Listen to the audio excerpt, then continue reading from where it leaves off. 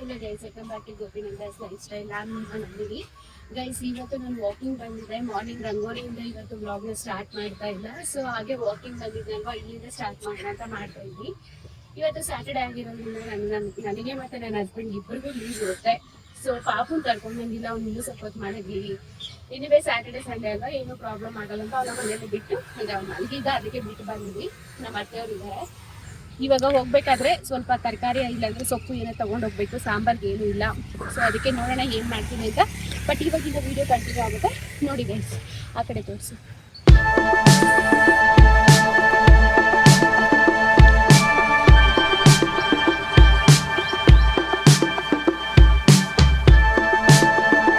Walking ಮುಗಿಸ್ಕೊಂಡು ಹೋಗಬೇಕಾದ್ರೆ ನನ್ನ ಹಸ್ಬೆಂಡು ಕಾಫಿ ಕುಡಿಬೇಕು ಅಂದರು. ಅವ್ರಿಗೆ ಉಡುಪಿ ಹೋಟ್ಲಲ್ಲಿ ಕಾಫಿ ಅಂದರೆ ಸಿಕ್ಕಾಪಟ್ಟೆ ಇಷ್ಟ. ಸೊ ಹಾಗೆ ನಾನು ಪಾಪುಗೆ ಇಡ್ಲಿ ತೊಗೊಳ್ಳೋಣ ಅಂತಂದೆ. ಸೊ ಇಲ್ಲಿ ಇಡ್ಲಿ ಚೆನ್ನಾಗಿರಲ್ಲ, ಟ್ರೈ ಮಾಡು ಅಂತ ಹೇಳಿಬಿಟ್ಟು ಒಂದು ಪ್ಲೇಟ್ ತೊಗೊಂಡು ಬಂದು ನಾನು ಮುಂದೆ ಇಟ್ಟರು. ಸಾಮಾನ್ಯವಾಗಿ ನನಗೆ ಇಡ್ಲಿ ಅಂದರೆ ಇಷ್ಟನೇ ಆಗಲ್ಲ. ಸೊ ನಾನು ಸ್ವಲ್ಪನೇ ತಿಂತೀನಿ. ನನಗೆ ಜಾಸ್ತಿ ಇಡ್ಲಿ ಅಂದರೆ ಒಂದು ಇಡ್ಲಿ ಮೇಲೆ ತಿನ್ನು ಅಂದರೆ ನನಗೆ ಒಂಥರ ಅಲರ್ಜಿ. ಸೊ ಅದಕ್ಕೆ ನಾನು ಎಲ್ಲೋದ್ರೂ ಇಡ್ಲಿ ತೊಗೊಳ್ಳಲ್ಲ, ದೋಸೆನೇ ತೊಗೊಳ್ತೀನಿ. ಸೊ ಸರಿ ಅಂತೇಳ್ಬಿಟ್ಟು ಟೇಸ್ಟ್ ಮಾಡಿದೆ, ಚೆನ್ನಾಗಿತ್ತು. ನಾವು ಕಾಫಿ ಕುಡ್ಕೊಂಡು ಈ ಒಂದು ಇಡ್ಲಿನ ನನ್ನ ಹಸ್ಬೆಂಡ್ ತಿನ್ಕೊಳ್ತಾರೆ. ಪಾಪುಗೆ ಇನ್ನೊಂದು ಪ್ಲೇಟ್ ತೊಗೊಂಡು ಹೋಗಬೇಕು. ಸೊ ಇಲ್ಲಿ ಕಾಫಿ ಇವ್ರಿಗೆ ಸಿಕ್ಕಾಪಟ್ಟೆ ಇಷ್ಟ. ಅದೇನೋ ಗೊತ್ತಿಲ್ಲ, ನಾರ್ಮಲಾಗೇ ಇರುತ್ತೆ ಕಾಫಿ ಮನೇಲಿ ಮಾಡೋ ಥರ. ಬಟ್ ಆದರೆ ಇವ್ರಿಗೆ ಯಾಕೆ ಇಲ್ಲಿ ಇಷ್ಟ ಆಗುತ್ತೆ ಅಂತ ಗೊತ್ತಿಲ್ಲ. ಮೋಸ್ಟ್ಲಿ ಇವ್ರಿಗೆ ಲೇಸಿ ಹೆಂಡತಿ ಸಿಕ್ಕಿರೋದ್ರಿಂದನೋ ಏನೋ ನನಗಂತೂ ಗೊತ್ತಿಲ್ಲ. ಬಟ್ ಸಾಮಾನ್ಯವಾಗಿ ಇವ್ರು ಇಲ್ಲಿ ಬರ್ತಾ ಇರ್ತಾರೆ ಕಾಫಿಗೆ ಅಂತೇಳಿ ಯಾವಾಗಾದ್ರೂ ಇಷ್ಟ ಆದಾಗ.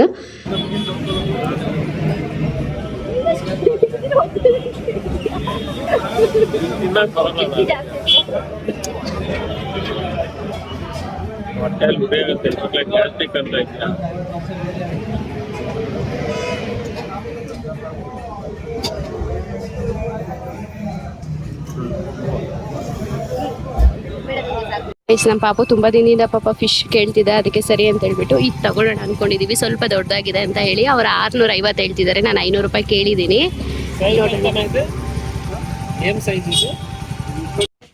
ನಮ್ಮ ಪಾಪುಗೆ ಇಡ್ಲಿ ಅಲ್ಲ ಏನೇನ ಪಾಪದಲ್ಲಿ ಎಲ್ಲ ಎತ್ತಿ ಬಿಸಾಕ್ತೇನೆ.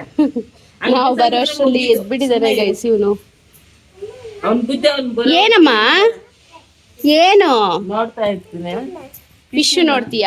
ನಿನಗೆ ಹೇಳಿದ್ನಲ್ವಾ ಫಿಶ್ ಟ್ಯಾಂಕ್, ಅದು ಫಿಶ್ ತಗೋ ಬರ್ಬೇಕು ಅಂದ್ರೆ ನೀನು ನಿಮ್ ತಾತ ಹತ್ರ ಹೋಗ್ಬಿಟ್ಟು ನನಗೆ 500 ಕೊಡು ತಾತ, ನಾನು ಫಿಶ್ ತಗೋ ಬರ್ತೀನಿ ಅಂತ ಹೇಳು. ಕೊಡೋದು ಅದಕ್ಕೆ ಹೊಸ ರೊಗ್ಗ ತಂದು ಕೊಟ್ಟಿದ್ದೀನಿ ಅಂತ ಅಷ್ಟೇ. ಇಲ್ಲ ಅವ್ರ ಹತ್ರ ಫೋನ್ ಪೇ ಇಲ್ಲ ಅಂದರು. ಸೊ ಅದಕ್ಕೆ ಮನೆಗೆ ಹೋಗಿ ಮತ್ತೆ ಕ್ಯಾಶ್ ಎತ್ಕೊಂಡು ಬಂದು ಇವಾಗ ತೊಗೊಂಡೋಗೋದಕ್ಕೆ ಅಂತ ಬಂದ್ವಿ. ಸೊ 8 ಫಿಶ್ ಕೊಟ್ಟಿದ್ದಾರೆ. ಅದರಲ್ಲಿ 8 ಫಿಶು ಮತ್ತು ಗಿಡ ಕಲ್ಲು ಎಲ್ಲ ಸೇರಿ 500 ಮತ್ತು ಫುಡ್ಗೆ 50 ರುಪೀಸ್ ಅಂದರೆ ಒಂದು ಪಾಕೆಟ್ ಕೊಟ್ಟರು. ಸೊ ಆ ಫುಡ್ಗೆ 50 ರುಪೀಸು. ನಮ್ಮ ಪಾಪುಯಿಂದನೇ ತೊಗೊಳ್ತಾ ಇರೋದು. ಆ್ಯಕ್ಚುಲಿ ನಾವು ಇನ್ನೊಂದು 2-3 ಮಂತ್ಸ್ ಹೋದ್ಮೇಲೆ ದೊಡ್ಡದು ಬರುತ್ತಲ್ವ ಫಿಶ್ದು ಟ್ಯಾಂಕ್, ಆದರೆ ತೊಗೊಳ್ಳೋಣ ಅಂದ್ಕೊಂಡ್ವಿ. ಬಟ್ ಅವ್ನು ತುಂಬ ಹಠ ಮಾಡ್ತಿದ್ದ ಅಂತ ಹೇಳಿಬಿಟ್ಟು ತೊಗೊಂಡು ಹೋಗ್ತಾ ಇದ್ದೀವಿ. ಅವನಿಗೂ ಕೂಡ ಬರ್ಡೇ ಗಿಫ್ಟ್ ಇದು ಅಂತ ಅಂದ್ಕೊಂಡ್ವಿ. ಈ ಅಂಕಲ್ ಹಿಂದಣ್ಣನು ನಮ್ಮ ಮನೆಗೆ ನ್ಯೂ ಮೆಂಬರ್ಸ್ ಗೈಸ್ ಕಾಣಿಸುತ್ತೆ ಈ ಕಡೆಯಿಂದ. ನಮ್ಮ ಪಾಪು ಇಷ್ಟಪಟ್ಟು ತೊಗೊಂಡಿರೋದು. ತುಂಬ ದಿನದಿಂದ ಕೇಳ್ತಾ ಇದ್ದ, ನಾವೇ ತೊಗೊಂಡು ಬಂದಿರಲಿಲ್ಲ. ನಾವು ಅಂದ್ಕೊಂಡಿದ್ದು ದೊಡ್ಡದು ತೊಗೊಂಡು ಬರೋಣ ಅಂತ. ಬಟ್ ಆದರೆ ದೊಡ್ಡದು ತೊಗೊಂಡು ಬರೋವರೆಗೂ ನಮ್ಮ ಪಾಪು ವೆಯ್ಟ್ ಮಾಡ್ತಿಲ್ಲ. ಈ ಟಿವಿ ಎಲ್ಲ ಹಾಕ್ಕೊಡ್ಬೇಕು, ಇಲ್ಲೇನೋ ಇದಿರಬೇಕು ಗಾಜಿಂದು ಫಿಶ್ಗೆ. ಸೊ ಇದರಲ್ಲಿ 8 ಫಿಶ್ ಕೊಟ್ಟಿದ್ದಾರೆ. ಮತ್ತು ಈ ಗಿಡಗಳು ಮತ್ತು ಕಲ್ಲು ಎಲ್ಲ ಸೇರಿ ಅವ್ರು ಕೊಟ್ಟಿರೋದು 550 ರೂಪಾಯಿ ಆಯಿತು. ಮತ್ತು ಫುಡ್ಡು ಒಂದು ಪ್ಯಾಕೆಟ್ ಕೊಟ್ಟಿದ್ದಾರೆ. ಟೋಟಲ್ 550 ರೂಪಾಯಿ ಆಯಿತು.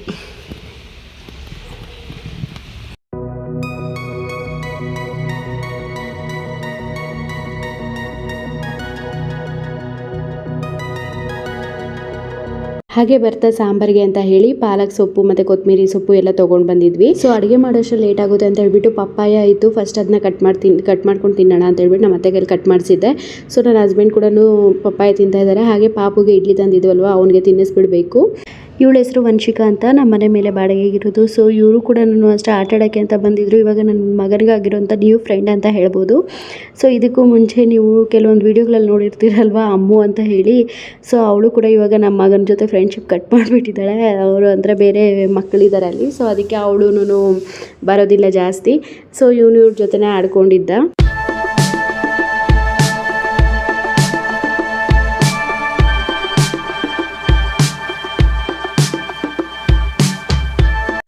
ಗೈಸ್ ಹಾಗೆ ಮನೇಲಿ ಇದ್ವಿ. ಸೊ ಅದಕ್ಕೆ ಸರಿ ಆಯಿತು ಅಂತ ಹೇಳ್ಬಿಟ್ಟು ಇಲ್ಲೇ ಟೀಗೆ ಹೋಗ್ಬಿಟ್ಟು ಬರೋಣ ಅಂತ ಹೋಗ್ತಾ ಇದ್ದೀವಿ.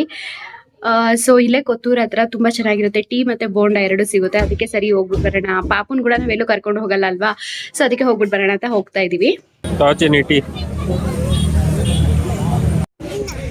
ಗೈಸ್ ನಮ್ಮ ಪಾಪು ನೋಡಿ ಅಲ್ಲಿ ಹೋಗ್ಬಿಟ್ಟು ಚಾಕ್ಲೇಟ್ ತಗೊಂಡು, ಇಲ್ಲಿ ಚಾಕ್ಲೇಟ್ ತಗೊಂಡಿಲ್ಲ ಅವನು, ಅಲ್ಲೊಂದು ಬೇಕ್ರಿ ಹತ್ರ ಕರ್ಕೊಂಡು ಹೋಗಿದ್ವಿ, ಅವ್ನು ಗುಲಾಬ್ ಜಾಮೂನ್ ತಿನ್ಬಿಟ್ಟು ಚಾಕ್ಲೇಟ್ ತಗೊಂಡ.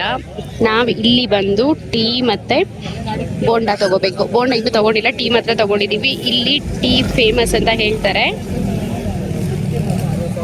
ಇಲ್ಲಿ ಜನ ನೋಡಿ ಗೈಸ್, ಎಷ್ಟು ಜನ ಇರ್ತಾರೆ ಗೊತ್ತಾ ಇಲ್ಲಿ.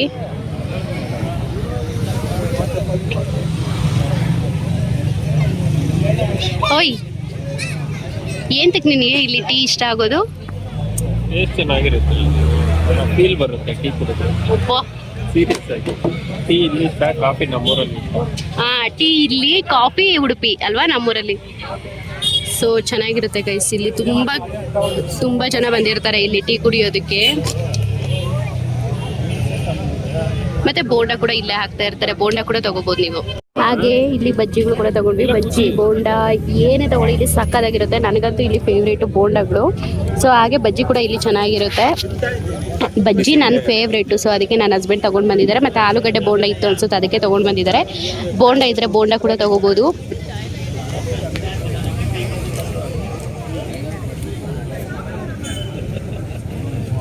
ಸೊ ಅವರು ಬೋಂಡ ಹಾಕಿ ಎತ್ತಿ ಪ್ಲೇಟ್ಗೆ ಹಾಕೋಕ್ಕಿಲ್ಲ ಗೈಸ್, ಹಂಗೆ ಖಾಲಿ ಆಗ್ತಾನೆ ಇರುತ್ತೆ. ಎಷ್ಟು ಜನ ಬರ್ತಾರೆ ಗೊತ್ತಾ, ಮಿನಿಮಮ್ ಅಂದ್ರೆ 100-200 ರೂಪಾಯಿ ಆ ಥರನೇ ತೊಗೊಳ್ತಾರೆ ಇಲ್ಲಿ. ಸೊ ಇವ್ರಿಗೆ ಅದೆಷ್ಟು ಪ್ರಾಫಿಟ್ ಆಗುತ್ತೋ ಅಂತ ನಾನು ಬಂದಾಗೆಲ್ಲ ಮನಸ್ಸಲ್ಲಿ ಮಾತಾಡ್ಕೊಂಡು ಹೋಗ್ತಾ ಇರ್ತೀನಿ. ನನ್ನ ಹಸ್ಬೆಂಡ್ ಹತ್ರ ಹೇಳ್ತಾ ಇರ್ತೀನಿ, ಎಷ್ಟೊಂದು ಲಾಭ ಇದೆಯಲ್ವಾ, ನಾನು ಒಂದು ಬಜ್ಜಿ ಬೋಂಡ ಅಂಗಡಿ ಇಟ್ಬಿಡ್ತೀನಿ ಅಂತ ಹೇಳಿ. ಸೊ ನಿಜವಾಗ್ಲೂ ಸಿಕ್ಕಾಪಟ್ಟೆ ಪ್ರಾಫಿಟ್ ಆಗುತ್ತೆ ಅವ್ರಿಗೆ. ಯಾರಾದರೂ ಕೊತ್ನೂರು ಹತ್ರ ಬಂದಿದ್ದೆ ಅವ್ರಿಗೆ ಗೊತ್ತಾಗುತ್ತೆ ಇಲ್ಲಿನ ಟೇಸ್ಟು. ಹಾಗೆ ಅಲ್ಲಿ ಯಾರೋ ಅವರೆಕಾಯಿ ಮಾರ್ತಾಯಿದ್ರು, ಸೊ ಅವ್ರ ಹತ್ರ 1 ಕಾಲು kg 100 ರೂಪಾಯಿ ಅಂದರು, 1.5 kg 100 ರೂಪಾಯಿ ಕೊಡಿ ಅಂತ ಹೇಳ್ಬಿಟ್ಟು ಕೇಳಿಬಿಟ್ಟು ತಗೊಂಡು ಬಂದೆ. ಸೊ ನಾವು ಇಂಥವ್ರ ಹತ್ರ ತಗೊಳ್ಳೋದ್ರಿಂದ ಅವ್ರಿಗೂ ಸ್ವಲ್ಪ ಪ್ರಾಫಿಟ್ ಆಗುತ್ತೆ. ಸೊ ನಾವು ಕೂಡ ಅವ್ರಿಗೆ ಏನೋ ಒಂದು ಚೂರು ಹೆಲ್ಪ್ ಮಾಡ್ದಂಗೆ ಆಗುತ್ತಲ್ವ. ಸೊ ಅದಕ್ಕೆ ನಾನು ಇಂಥವ್ರ ಹತ್ರನೇ ಜಾಸ್ತಿ ತಗೊಳ್ಳೋದು. ಅಫ್ಕೋರ್ಸ್ ಅವರೆಕಾಯಿ ಇಂಥವ್ರ ಹತ್ರನೇ ಇರುತ್ತೆ, ಎಲ್ಲೂ ಮಾರ್ಟ್ಸಲ್ಲಿ ಅದರಲ್ಲೆಲ್ಲ ಅವರೆಕಾಯಿ ಇರಲ್ಲ ಅಂತ ಅನಿಸುತ್ತೆ. ಬಟ್ ಆನ್ಲೈನಿಂದ ಈಗ ಜಾಸ್ತಿ ಆಗ್ತಿದೆಯಲ್ವ, ಸೊ ಅದ್ರ ಬದಲು ಈ ಥರ ಅಲ್ಲಲ್ಲೇ ರೋಡ್ ಸೈಡ್ ಇಟ್ಕೊಂಡಿರೋರ ಹತ್ರ ಅಲ್ಲೇ ಅವರು ತಂದು ಗಿಡಗಳಿಂದ ಕಿತ್ಕೊಂಡು ಬಂದು ಮಾರ್ತಾ ಇರುತ್ತೆ, ಚೆನ್ನಾಗಿರುತ್ತೆ ಕಾಯಿ.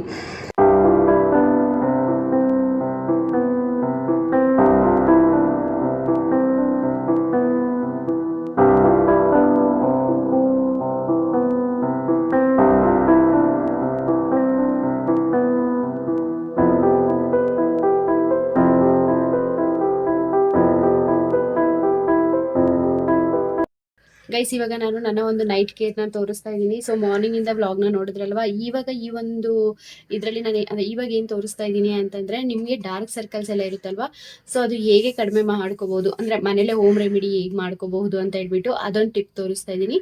ಹಾಗೆ ಹೇರ್ ಗ್ರೋತ್ಗೆ ಹೇರ್ ಆಯಿಲ್ನ ನಾನು ಯಾವ ರೀತಿ ಅಪ್ಲೈ ಮಾಡ್ತೀನಿ ಅಂತ ಹೇಳ್ಬಿಟ್ಟು ತೋರಿಸ್ತೀನಿ.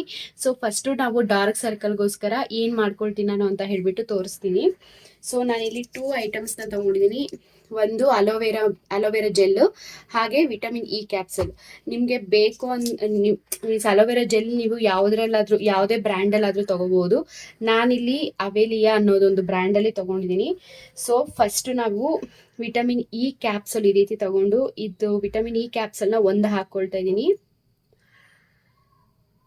ಸೊ ನನಗೆ ಸ್ವಲ್ಪ ಕಡಿಮೆನೇ ಡಾರ್ಕ್ ಸರ್ಕಲ್ ಇರೋದು, ಬಟ್ ನನ್ನ ಹಸ್ಬೆಂಡ್ಗೆ ಜಾಸ್ತಿ ಇದೆ. ಅಲೋವೆರಾ ಜೆಲ್ನ ನಾನು ಸ್ವಲ್ಪ ತಗೊಳ್ತಾ ಇದ್ದೀನಿ. ಸೊ ಅಲೋವೆರಾ ಜೆಲ್ನ ನೀವು ತಗೋಬೇಕಾದ್ರೆ ಆದಷ್ಟು ಅಂದರೆ ಮನೆಗಳಲ್ಲಿ ಅಲೋವೆರಾ ಇರುತ್ತಲ್ವಾ, ಆ ಥರ ಅಲೋವೆರಾನ ತಗೋಬೇಡಿ. ಸೊ ಈ ರೀತಿ ಯಾವುದಾದ್ರೂ ಒಂದು, ಅಂದರೆ ನಮ್ಮ ಹತ್ರ ಇವಾಗ ವಾವಲ್ಲೂ ಸಿಗುತ್ತೆ, ಮತ್ತು ಮಾಮಾ ಅರ್ಥಲ್ಲೂ ಸಿಗುತ್ತೆ. ಸೊ ಆ ಥರ ಯಾವುದಾದ್ರೂ ಒಂದು ಬ್ರ್ಯಾಂಡಲ್ಲಿ ಈ ರೀತಿ ಅಲೋವೆರಾ ಜೆಲ್ ಸಿಗುತ್ತಲ್ವ ಅಂಗಡಿಗಳಲ್ಲಿ, ಅದನ್ನೇ ತಗೊಂಡು ಈ ರೀತಿ ಚೆನ್ನಾಗಿ ಮಿಕ್ಸ್ ಮಾಡ್ಕೊಳ್ಳಿ. ನೀವು ಈ ರೀತಿ ಚೆನ್ನಾಗಿ ಮಿಕ್ಸ್ ಮಾಡ್ಕೊಳ್ತಾ ಇದ್ದಂಗೆ ಅದು ಒಂದು ಕ್ರೀಮ್ ಥರ ಬರುತ್ತೆ. ಸೊ ಆ ಒಂದು ಕ್ರೀಮ್ನ ನೀವು ಎವ್ರಿ ಡೇ ನೈಟ್ ಅಪ್ಲೈ ಮಾಡೋದ್ರಿಂದ ನಿಮಗೆ ಡಾರ್ಕ್ ಸರ್ಕಲ್ ಇದ್ದರೆ ಅದೆಲ್ಲ ಕ್ಲಿಯರ್ ಆಗೋದಕ್ಕೆ ತುಂಬ ಸುಲಭ ಆಗುತ್ತೆ. ಸೊ ನೀವು ನೋಡ್ತಾ ಇರ್ಬೋದು ಈಗ ಇಲ್ಲಿ ಕ್ರೀಮ್ ಥರ ಬಂದಿದೆಯಲ್ವಾ. ಸೊ ಇದನ್ನು ನೀವು ಬೇಕಾದರೆ 2 ಮಂತ್ಸ್ವರೆಗೂ ಸ್ಟೋರ್ ಮಾಡ್ಕೋಬಹುದು, ಯಾವುದೇ ರೀತಿ ಪ್ರಾಬ್ಲಮ್ಸ್ ಆಗೋದಿಲ್ಲ. ಸೊ ಇದನ್ನ ಇಷ್ಟಿಷ್ಟೇ ಸ್ವಲ್ಪ ತಗೊಂಡು ನಿಮ್ಮ ಒಂದು ಡಾರ್ಕ್ ಸರ್ಕಲ್ ಇರುತ್ತಲ್ವಾ ಅದಕ್ಕೆ ಈ ರೀತಿ ಅಪ್ಲೈ ಮಾಡ್ಕೋಬೇಕು.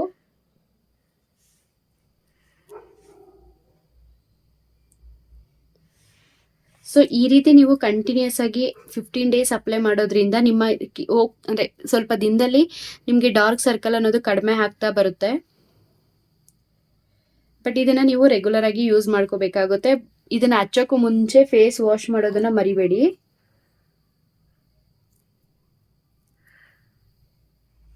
ನಾನೀಗ ಇಲ್ಲಿ ಹೇರ್ ಆಯಿಲ್ ಅನ್ನೋದು ರೆಡಿ ಮಾಡ್ಕೊಳ್ತಾ ಇದ್ದೀನಿ. ಸ್ವಲ್ಪ ಪ್ಯಾರಾಚೂಟ್ ಕೊಕೊನೆಟ್ ಆಯಿಲ್ ತೊಗೊಂಡು ರೋಸ್ಮೆರಿ ಆಯಿಲ್ನ ಸ್ವಲ್ಪ ತೊಗೊಳ್ತಾ ಇದ್ದೀನಿ.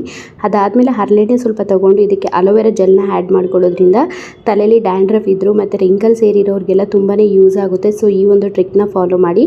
ನೀವು ಎಣ್ಣೆನೆಲ್ಲ ಚೆನ್ನಾಗಿ ಮಿಕ್ಸ್ ಮಾಡ್ಕೊಂಡಿದ್ದಾದಮೇಲೆ ನೀವು ತಲೆಯಲ್ಲಿ ಬುಡಕ್ಕೆ ಫಸ್ಟು ಎಣ್ಣೆನ ಅಪ್ಲೈ ಮಾಡಬೇಕು. ಆ ಒಂದು ಕ್ಲಿಪ್ ಮಿಸ್ ಆಗಿದೆ. ಸೊ ಈಗ ನೋಡಿ ನಾನು ಆಯಿಲ್ ಅಪ್ಲೈ ಮಾಡಿ ಸ್ವಲ್ಪ ಕ್ಲಿಪ್ ಇದೆ ಅಷ್ಟೇ. ಸೊ ಈಗ ಗೈಸ್ ನಾನು ಆಯಿಲ್ ಅಪ್ಲೈ ಮಾಡಿದ್ದೆಲ್ಲ ಮುಗೀತು ನೋಡಿ. ಇಲ್ಲಿವರೆಗೂ ಕ್ಲೀನಾಗಿ ಆಯಿಲ್ನೆಲ್ಲ ಅಪ್ಲೈ ಮಾಡ್ಕೋಬೇಕು. ಅದಾದಮೇಲೆ ನಾವು ಒಂದು ಸ್ವಲ್ಪ ಈ ರೀತಿ ಮಸಾಜ್ ಕೊಟ್ಕೊಂಡು ಜಡೆ ಹರ್ಲಿಕೊಂಡ್ರೆ ಮುಗಿಯುತ್ತೆ. ಸೊ ಯಾವುದೇ ಕಾರಣಕ್ಕೂ ತಲೆ ಬಾಚ್ಕೊಂಡು ಎಣ್ಣೆ ಇಟ್ಮೇಲೆ ತಲೆ ಬಾಚಕ್ಕೆ ಹೋಗಬೇಡಿ. ಸೊ ಅದರಿಂದ ಏರ್ ಫಾಲ್ ಅನ್ನೋದು ಜಾಸ್ತಿ ಆಗುತ್ತೆ. ಸೊ ಎಣ್ಣೆ ಇಟ್ಟಿದ್ದಾದ್ಮೇಲೆ ಯಾವುದೇ ರೀತಿ ನಾವು ತಲೆ ಬಾಚ್ಕೊಳ್ದಿದ್ರೆ ಸುಮ್ಮನೆ ಜಡೆ ಹಾಕ್ಕೋಬೇಕು ಅಷ್ಟೇ.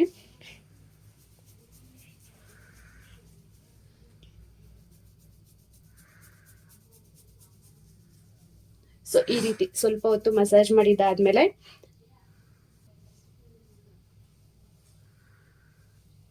ಈ ರೀತಿ ಕೈಯಲ್ಲೇ ಈ ರೀತಿ ಅನ್ಕೊಂಡು ನೀವು ಜಡೆ ಹಾಕ್ಕೊಳ್ಳಿ. ಸೊ ಜಡೆ ಹಾಕೋಬೇಕಾದ್ರೆ ಸ್ವಲ್ಪ ಲೂಸಾಗೆ ಹಾಕ್ಕೊಳ್ಳಿ, ಟೈಟಾಗೆಲ್ಲ ಹಾಕ್ಕೊಳಕ್ಕೆ ಹೋಗ್ಬೇಡಿ.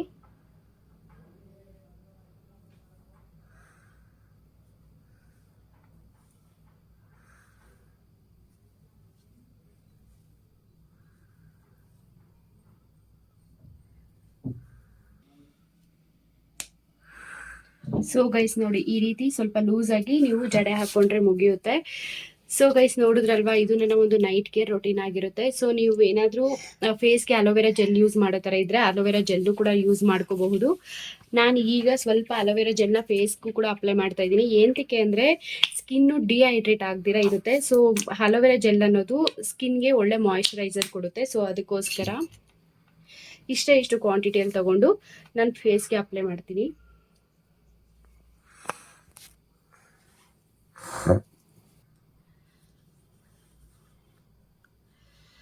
ಓಕೆ ಗೈಸ್, ಸೊ ಗೈಸ್ ಇದೊಂದು ನನ್ನ ಒಂದು ನೈಟ್ ಸ್ಕಿನ್ ಕೇರ್ ಮತ್ತು ಹೇರ್ ಕೇರ್ ರೊಟೀನ್ ಆಗಿತ್ತು. ಸೊ ನಿಮಗೆಲ್ಲರಿಗೂ ಇಷ್ಟ ಆಗಿದೆ ಅಂದ್ಕೊಂಡಿದ್ದೀನಿ. ಇಷ್ಟ ಆಗಿದ್ರೆ ಲೈಕ್ ಮಾಡಿ, ಶೇರ್ ಮಾಡಿ, ಸಬ್ಸ್ಕ್ರೈಬ್ ಮಾಡ್ಕೊಳ್ಳಿ. ಹಾಗೆ ನಾನು ನನ್ನ ಒಂದು ನೆಕ್ಸ್ಟ್ ವೀಡಿಯೋಗಳಲ್ಲೂ ಕೂಡ ಹೇರ್ ಪ್ಯಾಕ್ ಹಾಕ್ಕೊಳ್ಳೋದು ಮತ್ತು ಹೇರ್ ಪ್ಯಾಕ್ ಮೀನ್ಸ್ ಯಾವ ಥರ ಹೇರ್ ಪ್ಯಾಕ್ ಹಾಕಿದ್ರೆ ಲಾಂಗ್ ಹೇರ್ಗೆ ಯೂಸ್ ಆಗುತ್ತೆ, ಹಾಗೆ ಡ್ಯಾಂಡ್ರಫ್ಗೆ ಯೂಸ್ ಆಗುತ್ತೆ ಅಂತ ಹೇಳ್ಬಿಟ್ಟು ನಾನು ನಿಮಗೆ ತೋರಿಸ್ಕೊಡ್ತೀನಿ ಗೈಸ್. ಸೊ ನೆಕ್ಸ್ಟ್ ವೀಡಿಯೋ ಕೂಡ ನನಗೆ ನೋಡಿ ಸಪೋರ್ಟ್ ಮಾಡಿ. ಹಾಗೆ ಈ ಒಂದು ವಿಡಿಯೋ ನಿಮಗೆ ಇಷ್ಟ ಆಗಿದ್ರೆ ಲೈಕ್ ಮಾಡಿ, ಶೇರ್ ಮಾಡಿ, ಸಬ್ಸ್ಕ್ರೈಬ್ ಮಾಡ್ಕೊಳ್ಳೋದನ್ನ ಮರಿಬೇಡಿ ಗೈಸ್. ನಾನು ನಿಮಗೆ ನೆಕ್ಸ್ಟ್ ವೀಡಿಯೋದಲ್ಲಿ ಸಿಗ್ತೀನಿ. ಅಲ್ಲಿವರೆಗೂ ಬಾಯ್ ಬಾಯ್, ಟೇಕ್ ಕೇರ್.